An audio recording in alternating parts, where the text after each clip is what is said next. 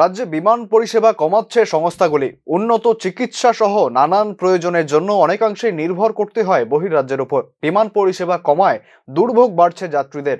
বহির্রাজ্যে যাওয়ার জন্য যাত্রী সংখ্যা প্রতিনিয়ত বেড়েই চলেছে, কিন্তু বাড়ছে না বিমান সংখ্যা। বরং দেখা যাচ্ছে আগরতলা থেকে বিমান পরিষেবা কমিয়ে দিচ্ছে সংস্থাগুলি।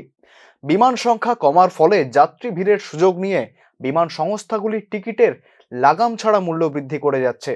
আগরতলা থেকে বিমানে সরাসরি কেবল কলকাতা, গুয়াহাটি, দিল্লি, বেঙ্গালুরু, ইম্ফল এবং শিলংয়ে যাওয়া যায়। চিকিৎসা এবং নানান প্রয়োজনে প্রায়শই আগরতলা থেকে মুম্বাই, চেন্নাই, হায়দ্রাবাদ, আহমেদাবাদ যেতে হয়। বহুদিন ধরে এই সব রুটের সরাসরি বিমান সংযোগের দাবি করছে রাজ্যবাসী। তবে এখনো পর্যন্ত রাজ্যে বিমান পরিষেবা সম্প্রসারণের কোনো খবর মেলেনি। প্রতিদিন রাজ্য থেকে একাধিক যাত্রী উন্নত চিকিৎসার জন্য চেন্নাই যায়। সরাসরি বিমান সংযোগ না থাকায় আগরতলা থেকে কলকাতা বা গুয়াহাটি হয়ে চেন্নাই যেতে হয়। ফলে সমস্যায় পড়তে হয় যাত্রীদের।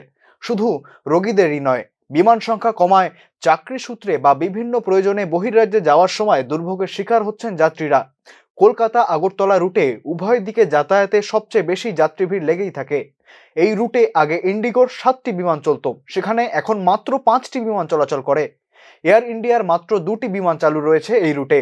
Jet Airways, spice jet, air Asia ইত্যাদি বিভিন্ন বিমান সংস্থাগুলি বিমান পরিষেবা তুলে নেওয়ার পরও আগরতলা বিমানবন্দরে নতুন করে কোনো বিমান সংস্থা পরিষেবা চালু করেনি। এছাড়াও আগরতলা বিমানবন্দরে ইনস্ট্রুমেন্ট ল্যান্ডিং সিস্টেমের সুবিধা না থাকায় ঘন কুয়াশায় বিমান অবতরণের ক্ষেত্রে সমস্যার সম্মুখীন হতে হয়, যার ফলে বিমান বাতিল এবং বিলম্বের সমস্যা বাড়ছে। Bureau report, news now.